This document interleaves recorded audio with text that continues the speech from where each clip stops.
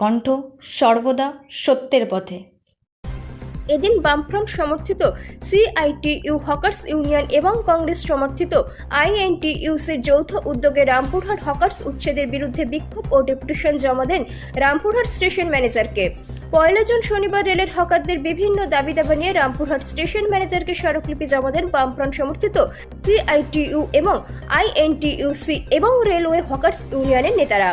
এই উপলক্ষে হকারদের সমর্থনে একটি বিক্ষোভ মিছিল করে রেল স্টেশনে জমায়েত হয়। প্রায় 2 ঘন্টা ধরে রেল স্টেশনের সামনে হকাররা অবস্থান বিক্ষোভ করেন। তারপর সংগঠনের পক্ষ থেকে কয়েকজন প্রতিনিধি গিয়ে রামপুরহাট স্টেশন ম্যানেজারের নিকট রেলের হকারদের বিভিন্ন দাবি দাবা নিয়ে স্মারকলিপি প্রদান করা হয়। স্টেশন কর্তৃপক্ষ দাবি দাবাগুলি গুরুত্ব দিয়ে শোনেন এবং প্রয়োজনীয় ব্যবস্থা গ্রহণের আশ্বাস দেন বলে সংগঠন নেতৃত্বের দাবি।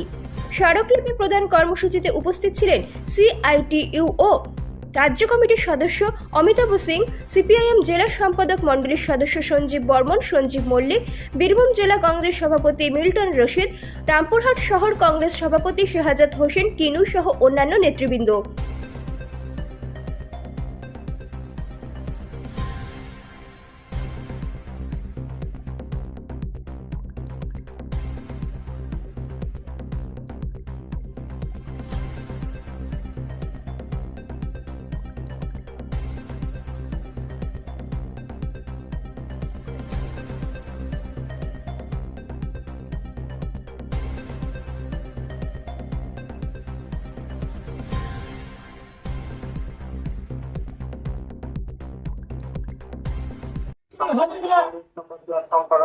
ছোট ছোট ট্রেনের হকার 10 টাকা 20 টাকা দামের খেলনা বিক্রি করে, যেটা বিক্রি করে তার পেট চলে, তাদের হকারি বন্ধ হবে।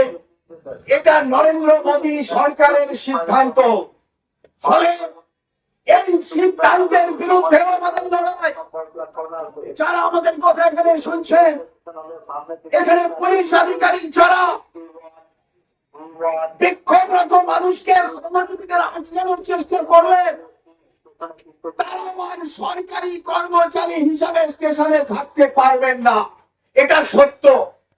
রেল আধিকারিকরা জানেন কত বাজেটে নরেন্দ্র মোদী সরকার 2000 কোটি সঞ্জীবদা, মানে বড় সঞ্জীব, ছোট সঞ্জীব, শিশু আইনজীবী, বিভিন্ন নেতৃত্ব এবং হকারদের পক্ষে যারা আমরা সংগঠিত হয়েছি, আমরা আপনাদেরকে জানাতে এসেছি আপনাদের মাধ্যমে নরেন্দ্র মোদীকে যে আমরা পেটের জ্বালায় আমাদের হকাররা মারা যাচ্ছে।